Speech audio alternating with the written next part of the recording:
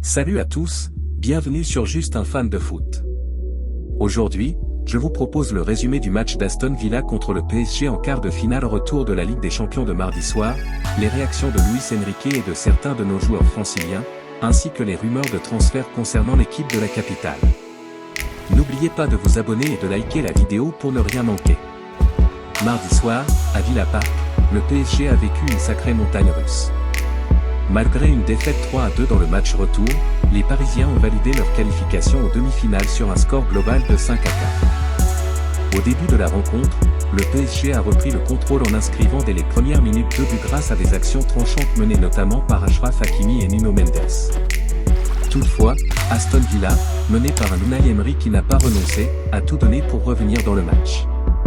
Ils ont su exploiter quelques failles dans notre jeu lors de la seconde période et ont réduit le différentiel avec des buts marqués sur contre-attaque rapide. La soirée s'est jouée dans le détail, le gardien Gianluigi Donnarumma a dû réaliser plusieurs arrêts décisifs dans un second temps tendu, et les erreurs de relance nous ont parfois coûté cher. Même si le PSG a concédé ses 3 buts, la qualité de jeu affichée durant les 90 minutes a permis à l'équipe de rester compétitive et de décrocher la qualification malgré le revers. Côté vestiaire, le coach Luis Enrique n'a pas caché sa satisfaction malgré ce score qui aurait pu tourner autrement. Il a confié, en deuxième période, nous avons souffert, mais cela fait partie de la compétition. Il faut savoir encaisser la pression et apprendre de ces moments difficiles pour mieux rebondir. Il a aussi précisé qu'il comptait sur l'expérience de ses jeunes joueurs, notamment ceux issus du vivier francilien comme Doué et Barcola, pour continuer à progresser. Du côté des joueurs, Achraf Hakimi a souligné que l'équipe devait apprendre de ce match. C'est un match où on a senti l'intensité de l'adversaire. Nous sommes satisfaits d'avoir fait le nécessaire pour se qualifier, mais nous savons qu'il y a encore beaucoup de travail à faire en défense et en transition. Marquinhos, capitaine et pilier de la défense, a ajouté qu'il fallait garder la tête froide et rester concentré pour le prochain rendez-vous. Après la défaite 3-2 à Aston Villa mardi soir, malgré la qualification en demi-finale de Ligue des Champions, Ousmane Dembélé n'a pas mâché ses mots.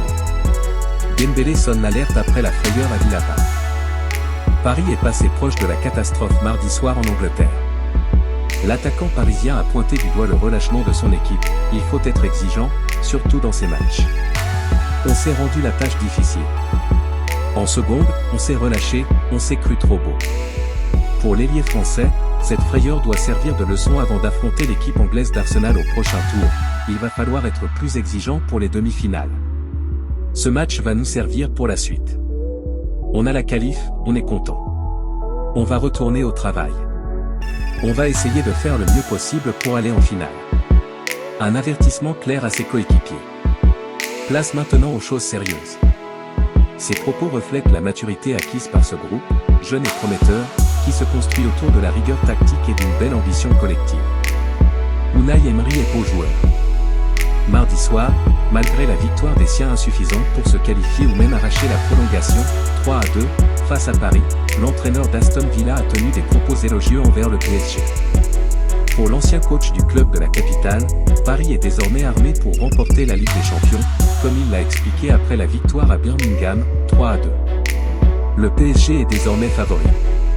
Ils sont en demi-finale et affronteront l'actuel deuxième du championnat anglais Arsenal. Ils jouent à un tel niveau. Paris est clairement un prétendant pour remporter ce titre. Bien sûr, il y a aussi le FC Barcelone, l'Inter Milan et Arsenal. Il ne reste que des grandes équipes. Mais le PSG joue de manière fantastique, a déclaré Unai Emery en conférence de presse à Villa Park, après l'élimination des siens. Et maintenant, un zoom sur le mercato, les rumeurs de transfert qui secouent actuellement le PSG. D'après plusieurs sources, le club parisien aurait relancé son intérêt pour Marcus Rashford, le talentueux ailier mancunien, dont la puissance et la vitesse pourraient venir renforcer notre secteur offensif. Il est aussi question de voir le Parisien s'intéresser à des jeunes talents comme Ryan Cherki, déjà pressenti depuis plusieurs saisons, afin de continuer à bâtir une équipe cohérente et ambitieuse autour de la jeunesse. Le Paris Saint-Germain vise un profil bien précis, un milieu de terrain puissant pour compléter son entrejeu.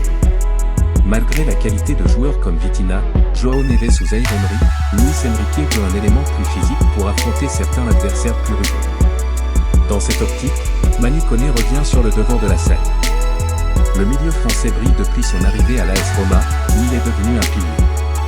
À 23 ans, il a aussi séduit Didier Deschamps, notamment lors du quart de finale contre la Croatie en Ligue des Nations. Le PSG s'était déjà intéressé à lui l'été dernier avant d'opter pour João Neves. Mais selon LiveFoot, Luis Campos n'a pas lâché la piste et pourrait relancer le dossier dans les prochaines semaines. Reste à convaincre la Roma, qui ne compte pas céder facilement son joueur, acheté 20 millions d'euros en 2024. Le club italien espère une grosse plus-value en cas de départ. Le PSG devra donc sortir le chéquier pour s'offrir Koné.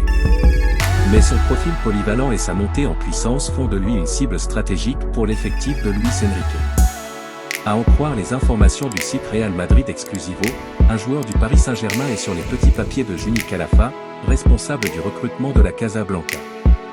Il ne s'agit pas de Vitinha ou de João Neves, récemment associés au Real Madrid puisque les Merengues ont bien compris que les deux Portugais étaient intransférables. Cette fois, le Real s'intéresse à Warren Zaïre-Emery, nettement moins utilisé par Luis Enrique depuis le début de l'année 2025.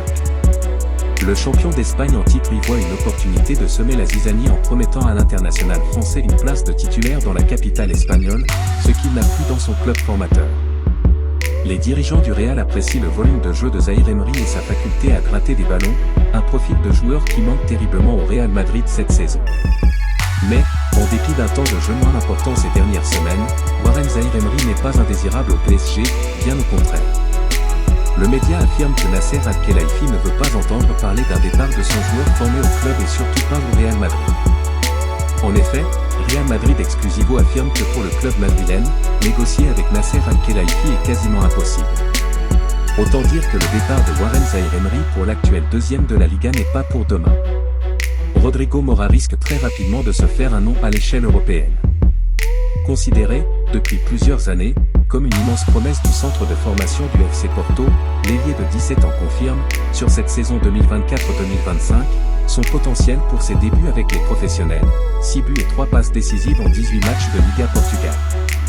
Encore samedi, le Portugais a délivré Porto en championnat face à Casa Pia, 1-0, sur un véritable exploit individuel.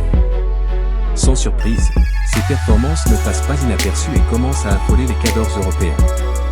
Et d'après les informations du quotidien à Bola ce lundi, un club fait déjà le forcing pour récupérer Mora, le Paris Saint-Germain sous l'impulsion du conseiller sportif Luis Campos.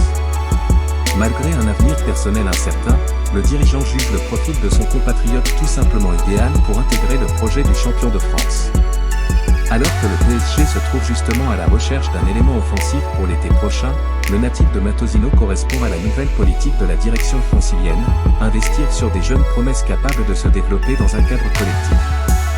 Actuellement sous contrat jusqu'en juin 2027 avec une clause libératoire fixée à 67,5 millions d'euros, le Lusitanien va signer, le mois prochain, un nouveau bail en faveur du FCP mais sa clause libératoire devrait rester à moins de 100 millions d'euros. Loin d'être refroidi par ce montant, le PSG s'active déjà pour prendre l'avantage sur ce dossier en raison d'une concurrence XXL. Du côté de Porto, il y a toujours l'espoir de conserver Mora pour au moins une saison supplémentaire. Cependant, l'actuel 4e de la Liga Portugal sait très bien qu'il ne pourra pas résister si une équipe du standing de Paris passe concrètement à l'offensive. Pour faire la différence, Paris pourrait d'ailleurs profiter des bonnes relations avec son agent Jorge Mendes, qui représente déjà plusieurs joueurs franciliens comme Vitinha, João Neves, Warren Zaïre-Emery ou encore Gonçalo Ramos. Une nouvelle pépite made in Portugal pour faire le bonheur du PSG? Voilà pour ce résumé complet du match d'hier, les réactions de notre coach et de quelques joueurs franciliens, ainsi qu'un rapide tour d'horizon des rumeurs de transfert qui agitent le PSG. Dites-moi en commentaire ce que vous pensez des performances de mardi et des éventuels renforts pour cet été. N'oubliez pas de liker, de vous abonner et de cliquer sur la cloche pour être alerté des prochaines vidéos. Merci de votre soutien et à bientôt pour d'autres analyses sur Juste un fan de foot.